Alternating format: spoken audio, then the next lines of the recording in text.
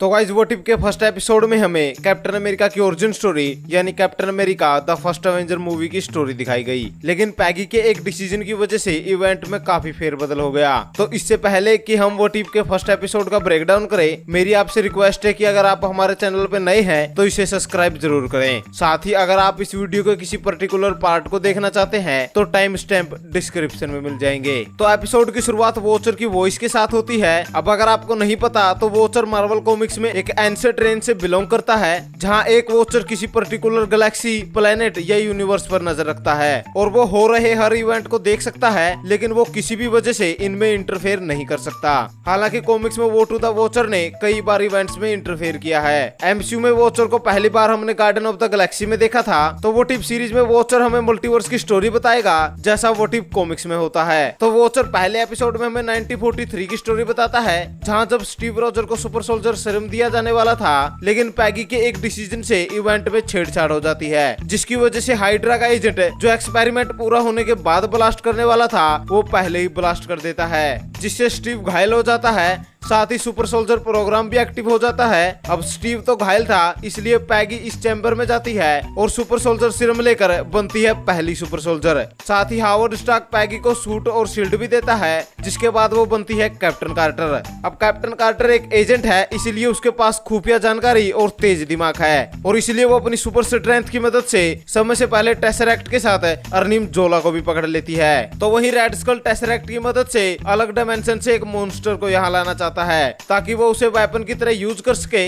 लेकिन फिलहाल tesseract Howard Stark के पास है, जो उसे एक आर्मर में लगाकर पहला मैकेनिकल बॉडी आर्मर बनाता है और उसे ऑपरेट स्टीव रोजर करता है। फिर स्टीव इस आर्मर की मदद से पैगी के साथ हाइड्रा के कई बेसिस को खत्म करता है और वेयर ईगल्स डियर मिशन के दौरान वो ट्रेन से गिर जाता है, जिसके बाद रेड स्कल उसे किडनैप कर लेता है। तो वहीं पैगी को लगता है कि स्टीव मर चुका है और इसी का बदला लेने के लिए वो रेड स्कल से फाइट करने जाती है। लेकिन तब तक रेड स्कल स्टीव के आर्मर से टेसरैक्ट लेकर पोर्टल ओपन कर चुका था और थोड़ी देर बाद एक मॉन्स्टर उस पोर्टल से बाहर आता है, जो सबसे पहले रेड स्कल को ही मार देता है। लेकिन इससे पहले वो किसी और को नुकसान पहुंचाए, स्टीव और पैगी उसे रोकने की कोशिश करते हैं और इसी कोशिश में पैगी उस मॉन्स्टर के साथ पोर्टल में चली जाती है और पैगी इस पोर्टल के थ्रू 2012 में पहुंच जाती है और पैगी वहीं पहुंचती है जहां ओरिजिनल अर्थ पर लोकी आया था। खैर फिर यहाँ पर वॉचर एपिसोड का एंड कर देता है। तो जैसा हमें लग रहा था कि लोकी टीवी सीरीज का इफेक्ट हमें इस टीवी सीरीज में दिखेगा, तो ऐसा नहीं हुआ। साथ ही वॉचर मल्टीवर्स का नाम तो लेता है, लेकिन अल्टरनेट टाइमलाइंस का कोई जिक्र नहीं होता। लेकिन हाँ, इस एपिसोड की स्टोरी काफी अच्छी लिखी गई है। तो अब एक नजर देख लेते हैं इस एपिसोड की कुछ हिडन डिटेल, कॉल बैक्स और ईस्टर एग्स को।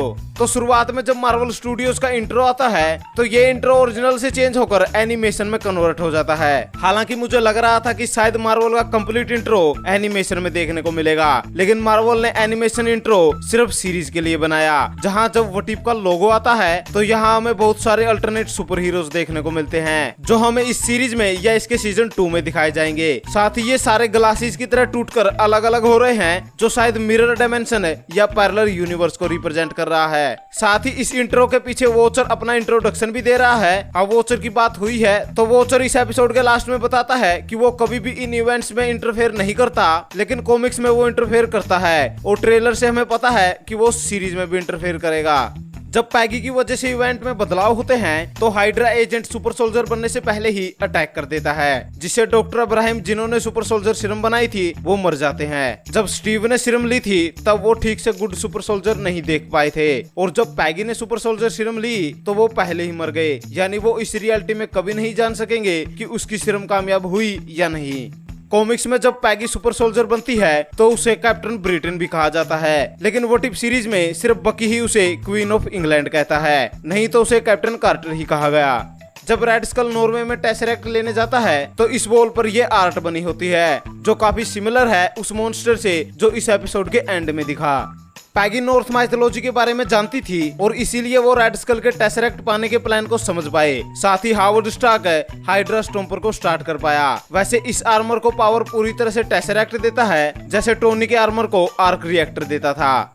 कैप्टन कार्टर ट्रेन मिशन को वेयर ईगल डेयर का नाम देती है। तो वेयर ईगल डेयर नाम का एक नोवेल है, जिसकी स्टोरी में इसी तरह कुछ सोल्जर्स ट्रेन मिशन करते हैं। हालांकि इस मिशन को मूवी में इस तरह का कोई नाम नहीं दिया गया था।